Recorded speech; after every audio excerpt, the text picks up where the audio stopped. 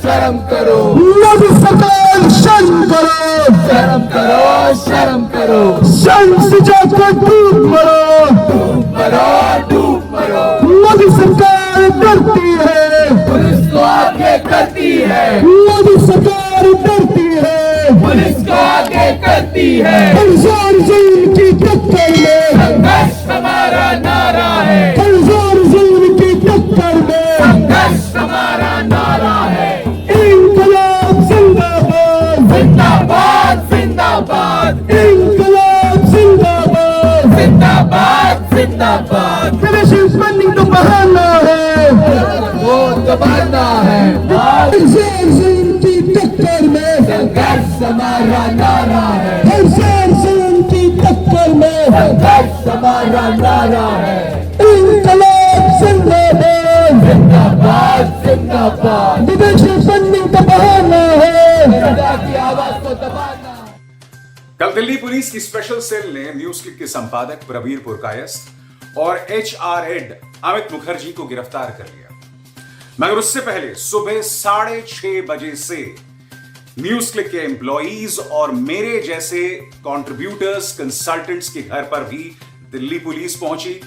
और न सिर्फ दिल्ली पुलिस हमारे घर पहुंची, बल्कि उसके बाद हमें लोधी कॉलोनी स्थित दिल्ली पुलिस स्पेशल सेल के मुख्यालय ले जाया गया। हमसे पूछताछ हुई और सवालों के जवाब हमने दिए। 2019 के बाद पत्रकारिता करना ऐसा जैसे कि जान हथेली पे लेकर चलना है।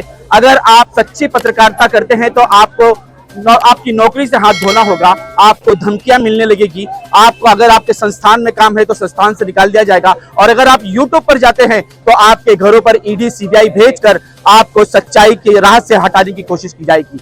वही हुआ कल 3 तारीख को 6 बजे से 48 पत्रकारों को घरों से उठा लिया गया। उनके पीछे पुलिस जो दिल्ली की थी वो अब सो मोटे लेते हुए वहां पहुंची, जबकि ये कार्रवाई उन बच्चियों के लिए नहीं की गई थी। पुलिस तो उनकी कंप्लेंट तक के लिए नहीं गई थी, लेकिन ये इतनी तेज पुलिस पहुंची सिर्फ पत्रकारों को दबाने के लिए। कुछ लोग यहाँ हमारे साथ मौजूद हैं जो इसके निषेध पर, इसके विरोध में यहाँ खड़े हैं। इनसे जानते हैं कि आखिर ये विरोध क्यों कर रहे हैं, क्योंकि उस न्यूज क्लिप पर तो सरकार कहती है कि वो चीन से पैसे लेकर। हम आपसे जानना चाहेंगे कि आखिर क्यों आप इसका विरोध कर रहे हैं, पत्रकारों के लिए आप क्यों आगे बढ़ रहे हैं, जबकि पूरे हिंदुस्तान में हर कोई खामोश नजर आ रहा है।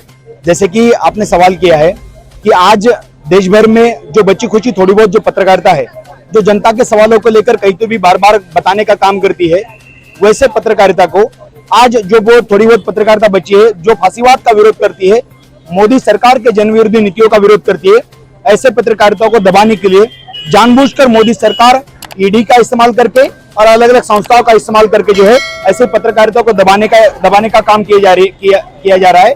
इसीलिए हम लोगों का मानना है कि इसका विरोध होना जरूरी है। इसीलिए हमने यहाँ पे दादर में ये प्रोटेस्ट रखा था।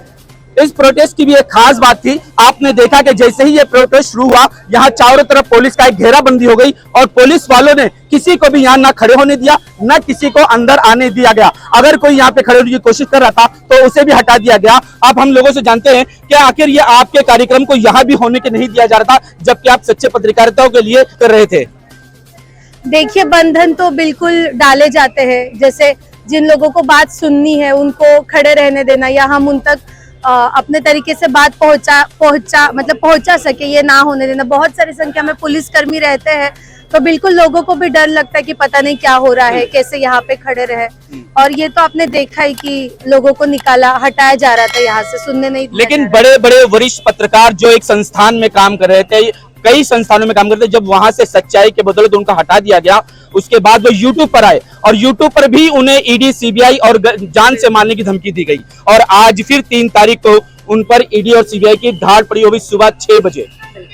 बिल्कुल यही हो रहा है। मतलब मोदी राज में किस तरीके से दमन किया जा रहा है हम देख रहे हैं, और पत्रकारों का दमन मतलब इतना बड़ा मुद्दा है। पत्रकार जो होते हैं वो जनता का सवाल उठाने का काम करते हैं, जनता की आवाज उठाने की बात करते हैं, और जब पत्रकारों का ही दमन जिस समाज में होता हो उस समाज में आम जनता कैसे अपना आवाज उठाएगी, इस बारे में भी हमको सोचना चाहिए। इसलिए हम पुरजोरता से इस दमन का विरोध करते हैं, इस दमन के खिलाफ खड़े हैं, और आम जनता को भी आह्वान करेंगे जब तक हम बड़ी संख्या में रास्ते पे उतर के इसका निषेध नहीं करेंगे, इसका विरोध नहीं दर्ज करेंगे, तब तक हम अपने लोकशाही अधिकार, नागरिक अधिकार भी नहीं हासिल कर सकते हैं। क्या है खेल? मोदी मीडिया जाओ जेल। मोदी सरकार का क्या है खेल? मोदी मीडिया जाओ जेल। इंकलाब जिंदाबाद जिंदाबाद जिंदाबाद। इंकलाब जिंदाबाद जिंदाबाद जिंदाबाद। आरोप लगाया जा रहा है कि इनको विदेशी फंडिंग आ रही है। देखिए, सारे जो मीडिया हाउसेस है, कॉर्पोरेट मीडिया हाउसेस, वो सबके सब किसी पूंजीपति के कॉर्पोरेट फंडिंग पे काम करते हैं। तो बहुत सारे अंबानी अडानी के न्यूज पोर्टल से, और अंबानी अडानी खुद बहुत सारे विदेशी पूंजीपतियों के साथ लिंक्ड है, वो उनके साथ काम करते हैं। तो फिर वैसे देखा जाए तो बाकी मीडिया हाउसेस को भी विदेशी फंडिंग आ रही है, अंबानी अडानी और अलग अलग पूंजीपतियों से फंडिंग आ रही है। लेकिन अडानी के एक कार्यकर्ता भी चाइनीज है, उस पर क्या कहेंगे आप? देखिए, वही है ना जो इनका है, मतलब ये इनका जो भी गलत है या इनके पास जो भी, उस पर कोई सवाल नहीं उठेगा।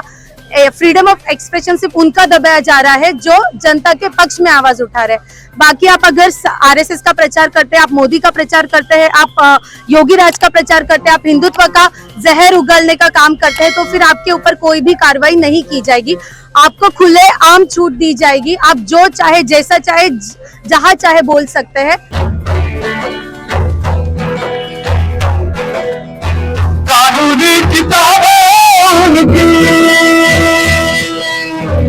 कारखाने हथियारों के, पादरी प्रोफेसर उनके, जज और जेलर तक उनके, सभी अफसर उनके, जज और जेलर तक उनके, सभी अफसर उनके।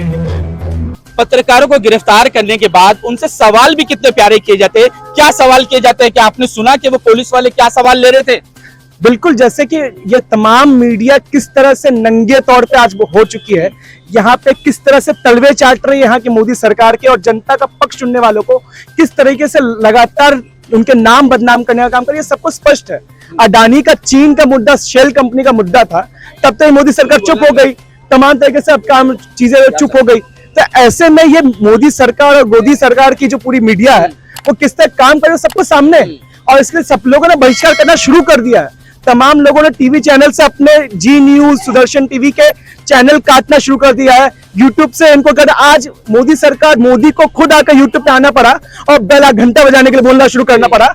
वो तो मजाकिया है। नहीं, मजाकिया नहीं, आप समझे नहीं। बेल दबाने का मतलब सारे यूट्यूब के पत्रकारों का घर जाकर ईडी बेल दबाए। बिल्कुल बिल्कुल, आप सही बोल रहे हैं। जो आप आज अभिषाक शर्मा, रवीश कुमार से लेकर शोहित, ये जो एनडीटीवी के पत्रकार थे, वो भी आज छोड़ करके आ रहे हैं। तमाम न्यूज चैनल में, मीडिया, मेन स्ट्रीम मीडिया में काम करता है, उस सबको छोड़ करके आज यहाँ पर यूट्यूब जो अल्टरनेटिव प्लेटफॉर्म या कहीं ढूंढ रहे हैं, वहां जाकर जनता का पक्ष रखते हैं, उनको भी दबाने का काम किया जा रहा है। इसलिए मोदी साहब आ गए हैं घंटा बजाने के लिए और सबको डराने के लिए।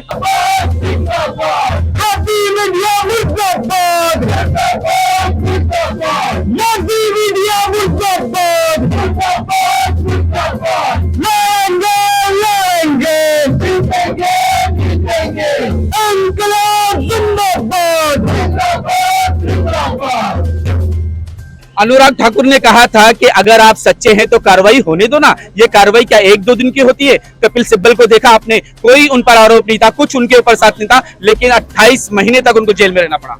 बिल्कुल, तो फिर इनसे पूछना चाहिए कि ये कार्रवाई संभाजी भिड़े से लेके कपिल मिश्रा तक क्यों नहीं होती है। जिन्होंने दिल्ली में दंगे भड़काने के काम करे, महाराष्ट्र में दंगे भड़काने के काम किए, उन पे नहीं होती है। बृजभूषण सिंह एकदम ताजा उदाहरण है। जब संसद का उद्घाटन हो रहा था, उसको सम्माननीय स्थान दिया गया था, और जो लड़कियां थी, देश की पहलवान थी, उनको रास्ते पे घसीटा जा रहा था उसी वक्त। गोदी मीडिया तो उनके कब्जे में आ चुकी है। अब यूट्यूब से जो सच्चाई चारों ओर फैल रही है, क्या 2024 आने से पहले ये सच्चाई को भी दफन कर दिया जाएगा? बात आपने एकदम सही कही है।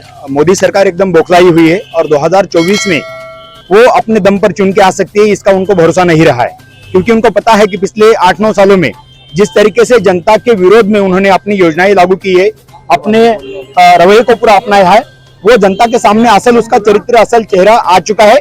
इसीलिए मोदी सरकार बौखलाई हुई है। अब ऐसे बौखलाई सरकार ऐसे हर उस चीज से डर रही है जो उनको सवाल के कटघरे में खड़ा कर सके। इसीलिए न्यूज क्लिक पर हमला, ये कोई सिर्फ न्यूज क्लिक पर हमले के रूप में ना देखा जाए, वो आवाज के खिलाफ वो हमला है जो मोदी सरकार को सही सवाल पूछने का काम करी है और ये बोल रही है कि सही में असल में जनता की सेवा करना, जनता के हक और अधिकार के सवालों को लेकर जनता के बीच में जाकर जनता का काम करना, ये सरकार का काम होता है। लेकिन सरकार ये नहीं तो टाटा, बिरला, अंबानी और जिंदल मित्तल, स्वराज, बजाज, किर्लोस्कर, इन जैसे बड़े बड़े पूंजीपति और धन्ना सेठों के तलवे चाटने का काम कर रही है। ये काम तो सरकार का नहीं होता है। सरकार तो कर रही है, साथ में गोदी मीडिया जो है वो सरकार का और ये पूंजीपतियों का तलवे चाटने का काम कर रहा है। इसीलिए हम देखते हैं कि आज जितने भी बड़े न्यूज चैनल दिखते हैं हम लोगों को, ये सारे न्यूज चैनल जो है ये अदानी और अंबानी, बड़े बड़े उद्योगपति, बड़े बड़े पूंजीपतियों के पैसे के दम पर चलते हैं और इन्हीं के तलवे चाटने का काम करते हैं। और इसीलिए मोदी सरकार ऐसे वो सारे आवाजों से बौखलाई हुई है। न्यूज क्लिक पर हमला जो है इसी कड़ी में का एक हमला है। पत्रकारों से पूछा जाता है कि आपने क्या कोरोना की ग्राउंड रिपोर्ट की है, क्या आपने किसानों का जो आंदोलन दिल्ली में हुआ था उसको ग्राउंड रिपोर्ट किया है, क्या आपने CRAA को ग्राउंड रिपोर्ट किया है? क्या ये सवाल थे ईडी और सीबीआई के? हाँ, बिल्कुल यही सवाल थे और सब जानते हैं कि NRC किस तरीके से एक गरीब विरोधी काला कानून था जिसको मोदी सरकार ठोकने की कोशिश कर रही थी। मैडम, मैं आपको रोकना चाहूंगा, अगर ये सवाल सीबीआई और ईडी के थे तो क्या पत्रकार किसी न्यूज को कवर नहीं कर सकता? पत्रकारों का ये हक बनता है जनता के आंदोलनों को कवर करना, और अगर वो नहीं करेंगे तो वो किस बात के पत्रकार है? क्या पत्रकारों का ये काम होता है ये पूछना कि आप आम काट के खाते हैं या चूस के खाते हैं? ये तो पत्रकारों का काम नहीं है। पत्रकारों का काम ये भी नहीं है कि किसी हीरो हीरोइन का बच्चा कौन से रंग की पॉटी करता है ये पूरे दुनिया को दिखाना। ये तो पत्रकारों का काम नहीं है। पत्रकारों का पहला काम यही है कि आप जनता के सवाल उठाएंगे, पर वही हो रहा है, जो जनता के सवाल उठा रहे हैं उनको दबाया जा रहा है, उनकी आवाज को दबाया जा रहा है। मीडिया फ्रीडम में आज हम 20वें नंबर पे पूरे वर्ल्ड में हैं और जो G20 हुआ था उसमें भी हम निचले स्थान पर थे। तो ऐसे में क्या देश में संदेश जाता है एक फ्रीडम को लेके, जबकि अमेरिका में खुद जो है मोदी जी से एक पत्रकार ने जब सवाल कर लिया था तो कितना हंगामा हो गया था और दुर्भाग्य से ये वो मुस्लिम पत्रकार थी। देखिए, प्रेस फ्रीडम के मामले में हम आखिर के 10 स्थानों में से एक स्थान पे आते हैं। तो जब से मोदी सरकार सत्ता में आई है तब से ये सिलसिला शुरू है कि पत्रकारों का दमन किया जा रहा है। आज तक मोदी सरकार ने एक बार भी प्रेस कॉन्फ्रेंस नहीं बुलाई और मोदी जी ने कभी भी प्रेस परिषद में आके पत्रकारों का सामना नहीं किया, क्योंकि उनको पता है उनके पास बहुत सारे सवालों का जवाब नहीं है। जिस मैं आपको रोकूंगा, उन्होंने बहुत से चुनिंदा पत्रकारों को अपना इंटरव्यू दिया है। हाँ, पर बहुत सारे पत्रकारों ने, रविश कुमार जैसे पत्रकारों ने खुद से उनको पूछा इंटरव्यू देने के लिए, पर मोदी जी ने तो मना कर दिया है। तो ये प्रेस फ्रीडम पे जो हमले हो रहे हैं, लगातार हमले हो रहे हैं, मतलब आप बलात्कार का न्यूज करो आपको जेल में डाल दिया जाएगा, आप कोरोना में बहती लाशों का न्यूज करो आपको जेल में डाल दिया जाएगा। तो बिल्कुल जब तक आम जनता नहीं सड़कों पर उठ के आएगी तब तक हम अपने अभिव्यक्ति, अपने नागरिक अधिकारों के लिए बात नहीं कर सकते। अभी ये लोग कर्नाटक में चुनाव हारे हैं और उनको पता है कि ये अभी जो 2014 में मोदी लाट आई थी, एक मोदी वेव आई थी, उसके दम पे जीत के नहीं आ सकते। उनको पता है कि उनके सारे वादे फेल हो चुके हैं, देश की जनता उनके सच्चाई को जान चुकी है, उनके हर वादे, हर नारे के पीछे जो झूठ और फरेब छुपा हुआ है उसको जनता जान चुकी है। उनकी हिंदुत्ववाद की जो जहरीली राजनीति है, जो जनता को रात दिन आपस में बांटने का काम करे, उसको भी जनता पहचान चुकी है। और इसलिए देश में लगातार अलग अलग जगह विद्रोह हो रहे हैं, अलग अलग जगह जनता आंदोलन कर रही है और ये सब मोदी सरकार को दिख रहा है और उसको पता है कि वो अपने दम पे अभी आने वाला चुनाव जीत के नहीं आ सकती, इसलिए वो डरी हुई है और इसीलिए वो इस तरीके से हमले लगातार कर रही है ताकि लोग डरे, पत्रकार डरे और कोई भी उनके खिलाफ आवाज उठाने की या उनसे सवाल पूछने की जुर्रत ना करे।